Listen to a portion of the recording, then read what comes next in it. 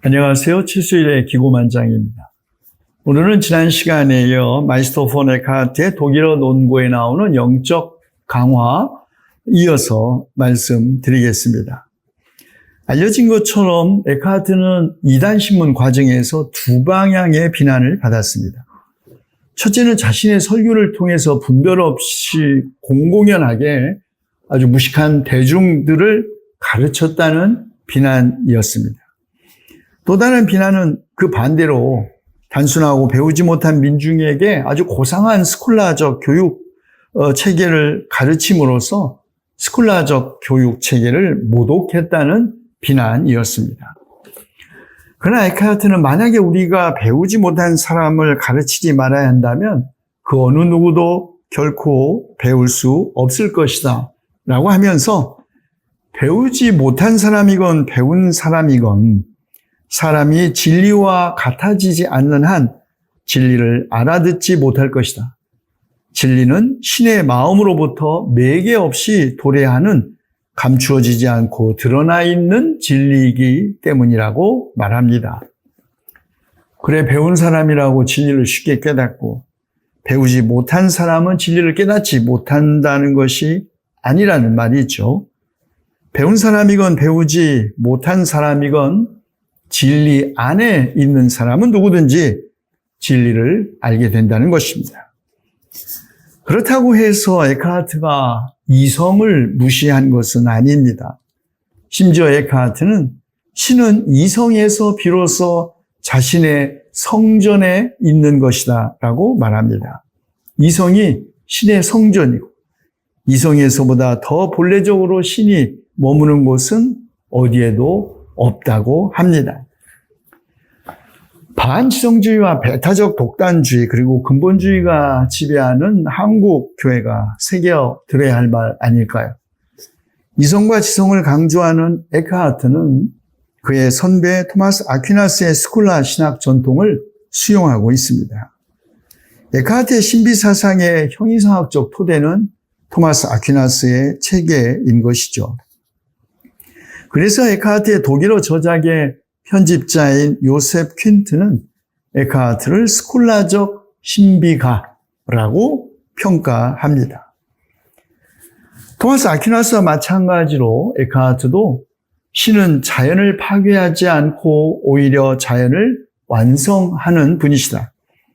초자연적인 은총도 자연을 파괴하는 것이 아니라 오히려 그것을 완성시킨다. 우리 인간은 자유의지를 갖고 있다. 우리는 자유의지를 갖고 선악을 선별할 수 있다. 신은 인간에게 악행에 대해서는 죽음을, 올바른 행위에 대해서는 생명이라는 것을 스스로 깨닫고 선택하도록 하셨다고 합니다. 이성이 신적 존재의 성전이라면 인간이 부여받은 이성에도 신의 최고의 고기성이 자리한다고 에크하트는 생각합니다. 영혼의 최고의 부분, 즉 영혼의 정점, 영혼의 전 존재를 통합하는 영혼의 중심을 에크하트는 최상의 이성 또는 영혼의 불꽃이라고 부르죠. 이런 최상의 이성, 이러한 이성의 성전에 인간의 신적 형상이 자리하고 있다는 것입니다. 그런데 이런 영혼의 불꽃은 인간의 자기 추구와 피조물에 속박되어 있고 또 매여 있고 사로잡혀 있는 자아에 아로 여러 겹겹의 층들 아래 파묻혀 있는 것이 현실입니다. 그러나 이런 신비적인 벗어남에 의해서 시간과 공간의 속박, 신체라는 감옥의 구속, 자기 추구의 속박 등에서 벗어나는 데 성공한다면 최고의 이성, 신적 불꽃이 인간 영혼의 깊은 곳에서 다시 자유롭게 된다고 합니다.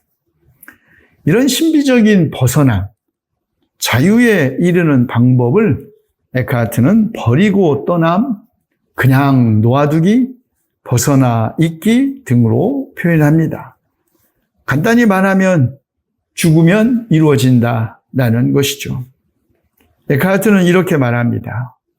그대가 일의 성사를 위해 또는 선, 명예, 안락한 생활, 즐거움, 내면성, 성스러움, 보상 또는 하늘나라 등을 위해 일을 하는 한 그대의 성전은 시끄러운 시장 바닥이 된다.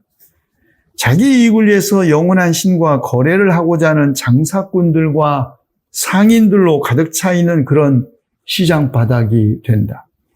그러나 신은 이러한 소매상인들과 함께 하지 않고 성전에서 침묵을 지키고 있다. 신을 자기 욕구나 욕망의 충족 수단으로 여기고 신과 거래하려고 하는 이들을 성전이라는 시장의 소매상인이라고 하는 에카르트의 질책이 참으로 무섭게 다가옵니다. 신을 팔아먹고 사는 모든 종교인들, 도매상인 정도의 큰 종교 사기꾼부터 소매상인 정도의 사꾼에 이르기까지 시장 종교가 된 그리스도교가 특히 새겨 들어야 하지 않을까요? 신비주의의 또 다른 특징은 매개되지 않은 신과 인간의 합일입니다. 그것이 이루어지기 위해서는 영혼의 불꽃이 신과 하나가 되는 것을 방해하는 모든 것, 심지어는 합일의 희망 그 자체도 버려야 합니다. 가장 내적인 나와 신적 사막의 고요한 근저 사이에 파고드는 모든 매개물은 신과 나의 하나됨을 방해한다. 인간의 의지와 추구라는 구속만이 아니라 사유, 표상, 신앙, 공상과 희망 등의 구속들도 신과 인간이 하나 되는 것을 방해한다. 우리의 눈이 색을 보기 위해서는 모든 색으로부터 자유롭고 비어 있어야 하듯이 성전은 비어 있어 자유로워야 한다. 그런데 이런 모든 상들과 표상들은 그대의 눈 속에 들보이다. 정말이지 그대는 생각된 그대의 신을 버려야 한다. 그대가 그대의 신이라고 생각하고 말하는 모든 것은 신이 아니라 오히려 그대 자신이다. 그대는 신을 모독하고 있다. 참으로 무섭고 두려운 말이 아닐 수 없습니다. 도대체 우리가 신을 믿는다고 하면서 사실은 신을 모독하고 있는 것은 아닌지 되돌아보게 합니다. 그렇다면 신을 모독하지 않으려면 무엇을 해야 할까요? 에카르트는 침묵하라고 합니다. 신에 대하여 개처럼 컹컹 짖어대지 말라고 합니다. 수로와 속성의 옷으로 신을 치장하지 말고 아무런 속성 없이 신을 취하라고 합니다. 신은 자신의 옷집에서, 즉 자신의 고유한 사막에서 이름 없이 존재를 넘어서는 존재이자 존재를 넘어서는 무이기 때문이라는 것이죠. 에카르트는 성 디오니시우스가 내적인 충만함으로 가득 차 있을지라도 침묵을 가장 잘 지킬 수 있는 사람이야말로 신에 관해 가장 아름답게 말하는 사람이다 라고 말한 것을 상기시킵니다. 여러분, 신비, 미스틱이라는 단어의 고대 헬라어 어원은 닫다 라는 뜻에서 유래한 것 아시죠? 신비체험, 눈을 감아야 볼 수 있고 귀와 입을 막아야 들을 수 있는 것임을 알 수 있습니다. 내가 보고 싶은 것만 보여달라고, 또 내가 듣고 싶은 것만 듣게 해달라고 매달리면서 한없이 칭얼대는 이들, 결코 신비체험, 신과의 합의를 경험할 수 없다는 것입니다. 그리고 에카르트에 의하면 정신적 가난 이외에 그 어떤 것도 신적 그 깊이로 인간을 이끌어가지 못한다고 합니다. 그렇다면 정신적으로 가난하다라는 것은 무슨 뜻일까요?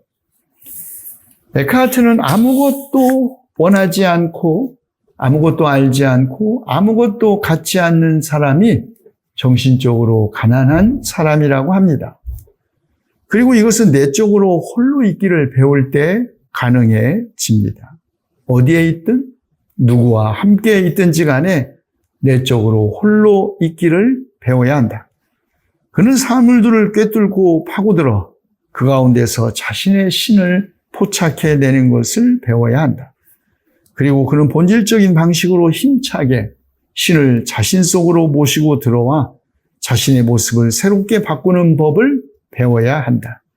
이는 마치 글쓰기를 배우려는 학생의 경우와 같다. 여러분, 영성이라는 것은 갑자기 위에서 주어지거나 쉽게 얻어질 수 있는 것이 아니라는 말이죠. 마치 글쓰기를 배우는 것처럼 아주 오래 반복적으로 훈련해야 성취될 수 있는 것입니다. 너무나 쉽게 성취된 영성, 모래 위에 세운 집, 값싼 은혜로 전락할 수 있기 때문입니다. 에크하트는 사람은 이성과 의지 두 개의 능력을 갖고 계속 자신을 드높여야 높은 수준으로 성장할 수 있다고 합니다. 놀라운 것은 신을 자신 속으로 모시고 들어와 자신의 모습을 새롭게 바꾸는 법을 배워야 한다라는 에크하트의 주장입니다. 동학의 창시자 최재우의 시천주를 연상시키죠. 후에 에크하트가 이단 신문을 받은 이유의 하나가 그가 범신론자라는 의혹을 받았기 때문인데요. 그러나 이 점에서 에크하트가 동아시아 종교 전통의 빛에서 더 잘 이해될 수 있다는 것이 사실입니다. 소유에 대해서 에크하트는 모든 것이 신이 은총의 선물로 주어진 것으로 이해합니다. 그러므로 우리는 모든 것이 잠시 우리에게 대여된 것일 뿐이지 우리에게 주어진 것이 아닌 것처럼 모든 것을 가져야 한다. 몸이든 영혼이든 능력이든 외적 재산이든 명예든 친구든 친척이든 집이든 뜰이든 그리고 그 어떤 것이든 관계없이 우리는 어떤 것도 내 것이라고 생각해서는 안 된다고 합니다. 공동체 생활을 하는 모든 수도사들에게 타당한 가르침이죠. 그런데 세상 안에서 살면서 어쩔 수 없이 소유해야만 하는 평범한 우리도 소유가 무엇인지 소유에 대하여 우리가 가져야 할 근본 태도, 즉 모든 것은 은혜로 주어진 것이라고 생각해야 한다는 권면일 것입니다. 이외에도 에크하트의 신비사상을 조명해주는 주제들, 특히 오늘의 한국교회와 동아시아 종교 전통과의 대화를 더 풍요롭게 하는 주제들이 많이 있습니다. 그러나 지명관계상 여러분 스스로 에크하트를 읽으시는 것으로 마무리해야 할 것 같습니다. 신과의 내적인 합의를 추구하는 신비주의는 신체험의 강렬함과 충만함, 제도화된 종교에 대한 도전적이라는 강점에도 불구하고 사적이고 개인적 영성이라는 점에서 한계도 있습니다. 신비체험이 역사적 변혁의 상상력과 힘으로 작동한 예는 16세기 유럽의 종교개혁 좌파들, 특히 토마스 민처의 농민전쟁과 제세례파 운동 등을 기다려야 볼 수 있을 것입니다.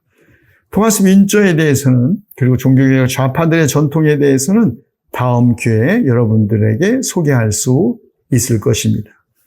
마이스터 폰 에크하트의 다음 시간에는 동시대 인물인 알리기에리 단테와 그의 신곡을 살펴보겠습니다. 경청해 주셔서 고맙습니다. 다음 시간 뵐 때까지 안녕히 계십시오.